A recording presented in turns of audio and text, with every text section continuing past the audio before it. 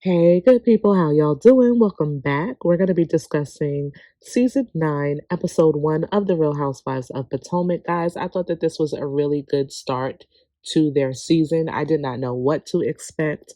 They jumped right into Karen and this DUI, DWI. Giselle is still messy Giselle.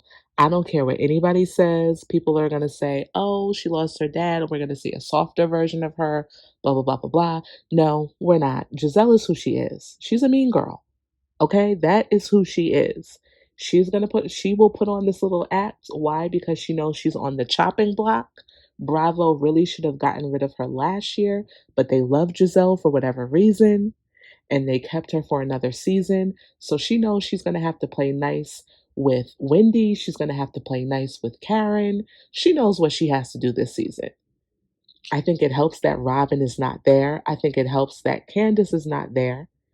I have to say, Candace was missed, Robin not so much. Who I want to get into this episode, so let's talk about it. The season opens up in a dramatic way. They start the episode with the reenactment of Karen's car accident. Then we get to see what the reaction of the ladies are when they hear about this accident. I feel like the only person who really showed concern for Karen was Wendy. Ashley went straight to pointing out that this is Karen's second DUI. Mia says, "You're Karen Huger, call a car." And Giselle, in poor taste, makes several references to Karen's misfortune throughout this episode. Specifically with Ashley, she has a very holier than thou attitude sometimes. And I think in this particular episode, you see it again. I, as a fan, am looking for a changed behavior in a lot of these women, and I can already let you guys know Giselle and Ashley, they're not going to change. They're going to be exactly who they are. We just need to accept them until they get the boot for who they are. But like I said, I feel like Ashley is just very judgmental. In the next scene, we see that Giselle and Ashley are talking on the phone. Giselle says that she feels like $1,000,000. And I had to ask the question, why do you feel like $1,000,000? Are we going to see anything throughout this episode or even throughout this season which would warrant you feeling like $1,000,000? I honestly feel like the only reason why she said that is because the two of them know that she's on her way to Karen's house and she's going to bring up this whole DUI, DWI, whatever it is that Karen has gotten herself into. We know that Giselle and Ashley are going to jump down her throat about it. That's just how I feel in this moment. When Giselle arrives to Karen's house, Ray is there and Giselle's like, "I'm driving Miss Karen." Again, to me, another shady moment. Like, obviously, we know you're driving her because your car is parked right outside. Like, you don't need to emphasize that you're driving Miss Karen. Then she and Karen get in the car, and I mean, Karen barely put on her seatbelt before Giselle is like, "Listen, is it okay if I drive by the scene of the accident, or do you want me to take an alternative route?" Karen is like, "I want you to take an alternative route." They briefly discuss the incident, and you can kind of see like Karen really doesn't want to bring it up.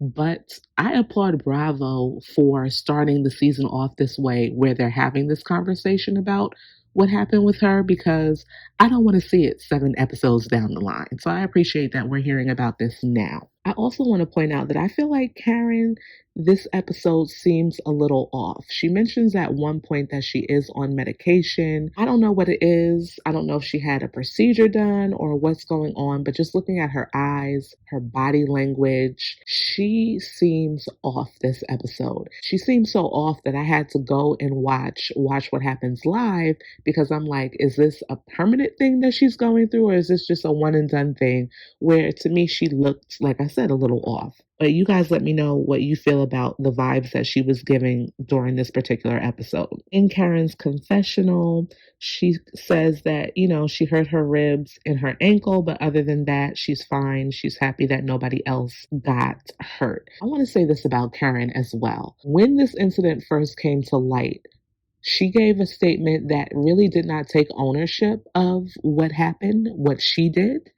And I kind of was like, okay, a lot of people were beating her down about it. I said, I'm going to give her grace. This just happened. Let's see how she takes accountability moving down the line.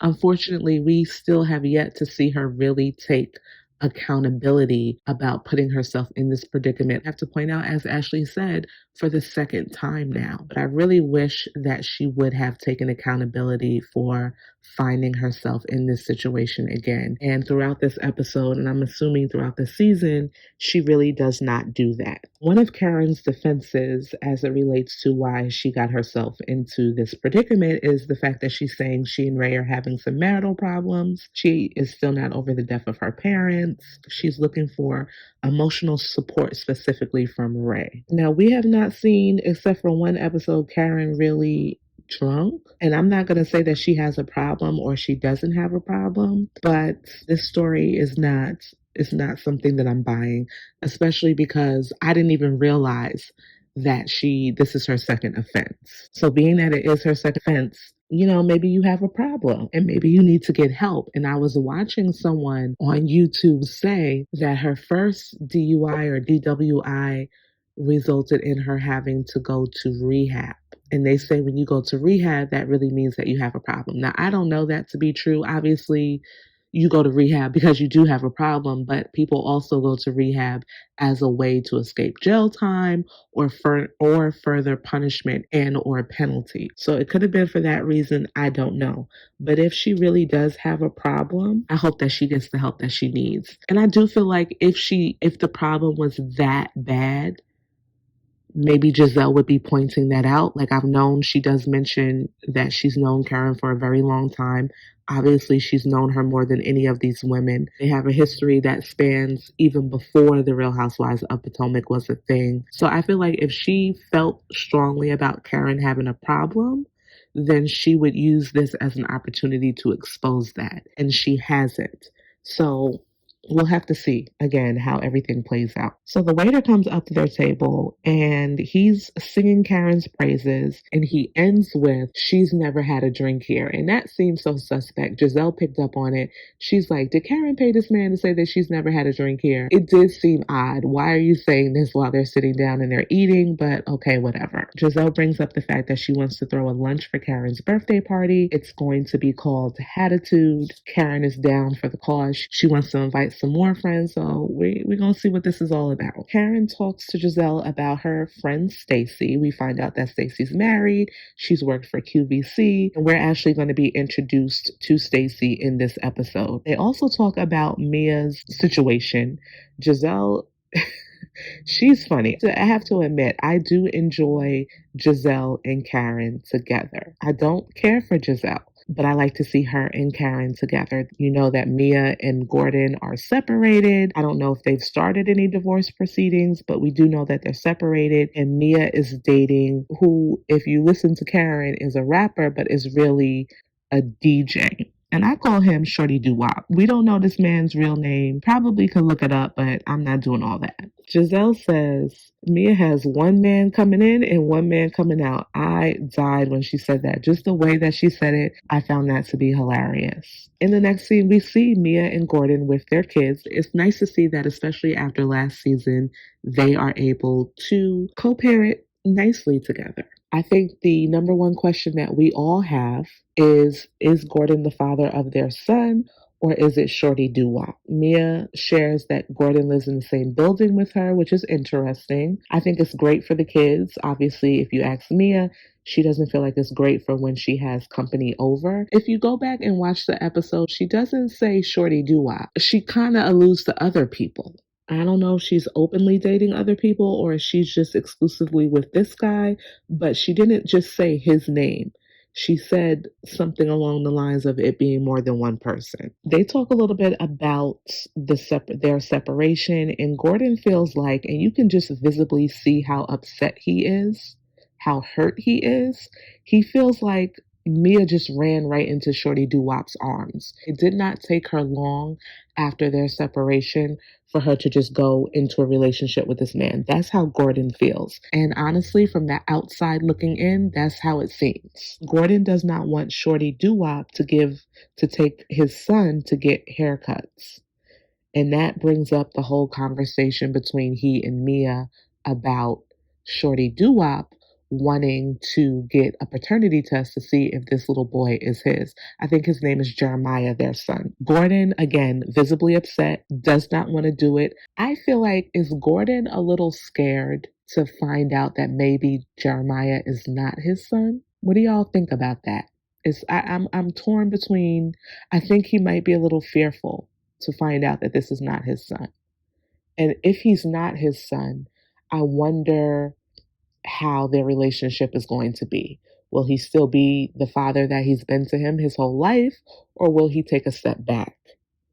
And being that he and Mia have two children, there's a daughter involved, how will that affect their whole situation? Shorty Doo-Wop has the right to know if this young Shorty Doo-Wop does have the right to know if Jeremiah is his son. I 100% believe that he does. In the next scene, we see that Ashley is seeing her attorney. I feel like there's nothing really to discuss here. Ashley has been trying to get this divorce for the last, I don't know how many years. I never took her serious about getting a divorce, and I still don't take her serious. She admits in this scene that she was comfortable with her situation with Michael, so she really wasn't pressed to get a divorce, but now she really is, and her sole concern is making sure that their children remain primarily with her. Which, listen, I'm not gonna lie, I don't know the type of dad that Michael is, but Ashley is a good mom. Say what you want about her, she is a good mom. She also uses this excuse for wanting to get a divorce now because she says that she wants to date. But I'm like, girl, you was dating before this whole. I just think that she's using this as her storyline this season, and I'm really over it. If we don't see any movement by the time they get to the reunion, we need to let Ashley depart from this series because I'm over her. I really am. She does not bring anything to this show. Next up, we're at Wendy's house, and she is preparing to send an email to resign from being a professor at, I think it's John Jay College that she works for. She said that she no longer feels fulfilled and she really wants to spend more time with her family. I love the fact that Eddie is so supportive of her making this decision. Like, there's nothing better than having the support of your spouse when you're going to make a decision like this. And I just love that he is there for her in this moment. The person that Wendy is really fearful of, if anybody, is her mother. She has to tell her mom, which I'm sure we're going to see in the later episodes, that she has resigned from her job.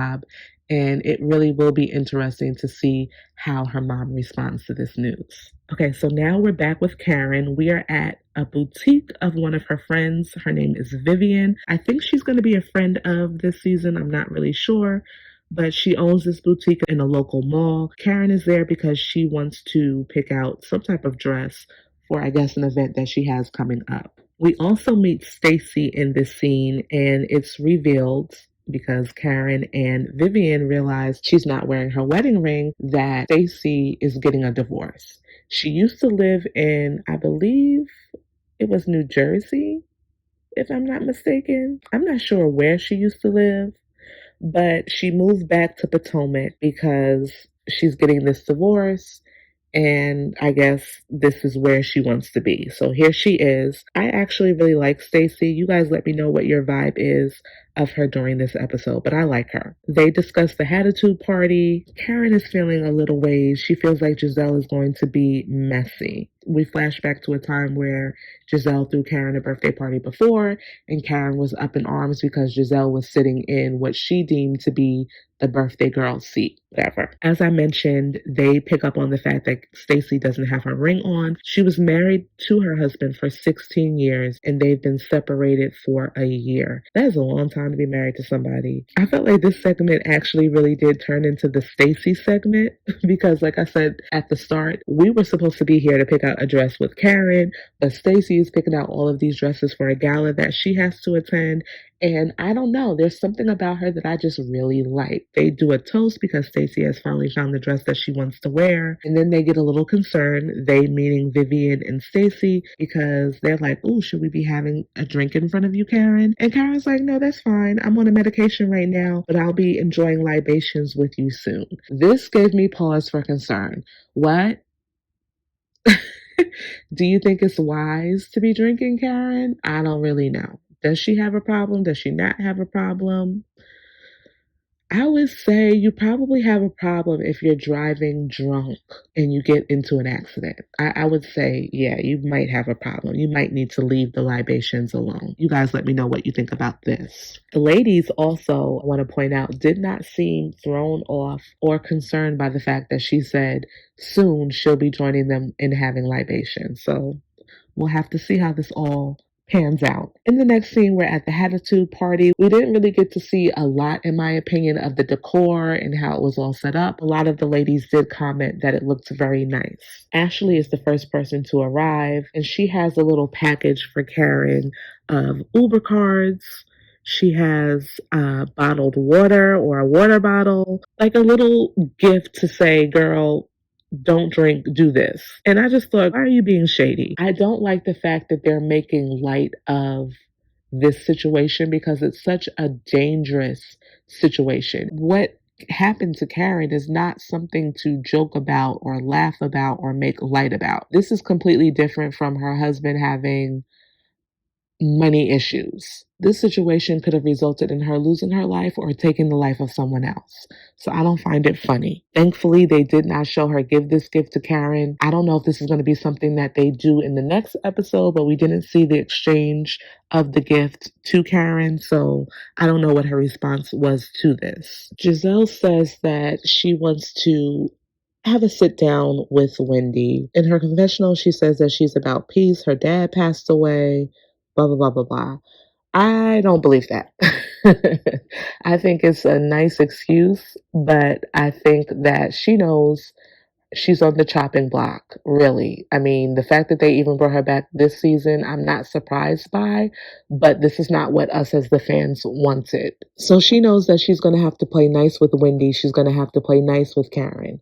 Maybe even play nice with some of these new women that are coming on the show. Because if she can't show that she can get along with these people, out the door she's going to go next season.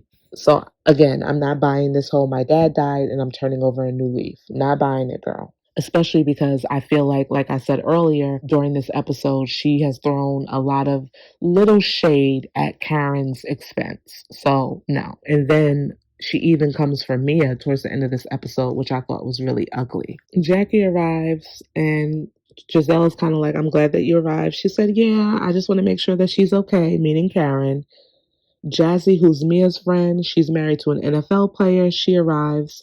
And then Wendy comes in and her outfit was outfitting y'all. Like Wendy's style over the last, I don't know how many seasons. Oh my goodness. Everything. Everything. Mia discloses that Jackie said she was on a conversation with Karen and Karen sounded drunk. Wendy's like, I'm not touching that. Y'all go ahead and talk about that. I want no parts of this. Jackie then says, I'm not sure, but it kind of sounded like she was. Well, if you're not sure, keep your mouth shut. Like, why are you trying to start mess? That's just not okay. Not to mention, and I think Karen mentioned this on Watch What Happens Live, you saying stuff like this, and this is an open investigation, especially if you're not sure, doesn't help her. This hurts her. So if you don't know for sure, keep your mouth shut. Vivian, Stacy, and Karen arrive. Karen is wearing her Beyonce Renaissance hat. I'm like, girl. But, Karen is going to be Karen. Giselle's like, girl, why you have on a hat? I told you not to bring a hat. She has on a hat because she does not trust you. But okay. So Giselle is going over the drinks and they pan on Karen and she is like really into what these drinks are. And I think it's the producer's way of being a little shady towards her. Maybe show that, she has a problem. I don't know what that was about. Again, it was another part of this episode that I did not care for. So Stacy and Wendy know each other. They've sat on a couple of boards or at least one board together. So Giselle's like, all right, ladies, we have things to talk about and do. And immediately I feel like, again, this is all going to be like a Karen pile on. So Giselle gives everyone a hat and the hat has a little name that she has for them. This is just something that the housewives do. They give out these little things and say a little name for the women. I don't really care about that. She goes into saying to Karen that the ladies have questions. Karen says, okay, well, I'm here, ask me. Jacqueline is the only brave one out of her and Ashley to actually have something to say. She goes into, I'm happy that you're okay. No family was harmed. You're not harmed. I'm not here to judge. All of what she was saying was judgmental, but okay. Karen, again, in this moment, can take full responsibility for what she did, but again, she does not. She says, everything I do is amped up. This is not an everything I do is amped up situation. This is a situation where yourself or someone else could have been seriously harmed or no longer with us today. So this is not an amped up situation. This is a very serious situation. And although I do believe she's taking it seriously, she's not taking any accountability. She goes on to say, who are my real friends? I don't need no fake bees. That's what she says. In this moment, I feel like Karen wants support. She knows the questions are going to come. We all know the questions are going to come. But she's looking to see who is going to support her. And I think a part of the support that she's looking for is for these women not to bring it up. Which is understandable. Nobody wants to talk about something like this when it happened to you. I get it. But at the same time, you know that this is going to be a topic of conversation. If she would have just handled it, in my opinion, the right way by taking responsibility, we could have ended this whole discussion in this one episode. But that's not the way that it goes. Karen deflects by saying, I can't talk about it. Karen goes on to say, be mindful of how you go so low. That's her message to the women. I agree with that. You can have questions, you can have opinions, but be mindful of how low you do go with those questions and opinions. Because you could easily take this to a dark place. I get what she's saying, but also it's kind of like, Karen, girl, you're kind of being hypocritical because what you do toward Mia later on, you went low. Ashley in her confessional says that she wants answers, but she has to respect that Karen may do some prison time. Giselle gives all of the women these hats. She gives Mia her hat and says that Mia is the king. And she goes on to say that Mia is pimping out 2 men. Mia takes it on the chin. Giselle then asks Jackie if her and Mia have shared Shorty Doo-Wop. Like, really, Giselle? But honestly, have y'all? I'm not gonna lie. Mia tells the ladies that G is still very much a part of her life. He lives in the same building with her. He has some dirty clothes somehow at her house that both she and Shorty Doo-Wop washed and folded and delivered to his house. So the women are like, wait a minute, your man Shorty Doo-Wop is washing these clothes, folding his underwear and bringing it to him? Apparently, that's what's going on. Jacqueline is forever going to be defending Mia. Maybe she feels like that's her ticket on the show, to defend her and be that good friend. Because she jumps in and says he is a good partner for Mia. She feels like Mia and Gordon had like a business arrangement. And Mia does not object to this, which I thought was interesting because I never looked at their marriage as a business arrangement in terms of how Gordon felt about her. I think maybe he was blinded by everything that she was throwing at him, that he couldn't tell that she was just in it for financial gains, especially because she's not saying, no, Jacqueline, you have it wrong. I loved Gordon. Da, da, da, da, da. Giselle's also coming from, I guess, the same place as me because she says, well, did Gordon know it was a business arrangement? And Karen is like, girl, you gave birth. It has to be something more than that. Karen brings up the fact that Gordon last year revealed to everyone that one of their children found Mia in bed with Shorty Doo-Wop. And Giselle is like, Mia, you did not protect your children. Karen says that seeing Mia's children plastered on the news really bothered her. At this point, Mia is hurt, which I completely understand because I don't know why this conversation turned into this. And although I thought that this was a great episode, like I said, I didn't really care for this because I thought it was too much. Mia did not bring this whole situation between the children and her and Gordon out to us. Gordon did this. So this is something that was beyond her control. And for these women to kind of weaponize this against her in this way. Now, I can kind of understand why Karen is doing this because she really wants to take the heat off of herself. But Giselle, what is your excuse? And this is why I feel like Giselle has not changed. Even Wendy is like, this is too much. And we all know the history between Wendy and Mia. So for her to stand up and be the only person outside of Ashley who was with this group last year and has had a history with Mia to say something is really interesting. The episode ends with Mia storming out. She's in the bathroom crying, and we're going to see what happens during the next episode. Like I said, guys, overall, I thought this episode was really good. You guys drop some comments down below and let me know what you thought about it, and I will see you in my next video. Bye-bye.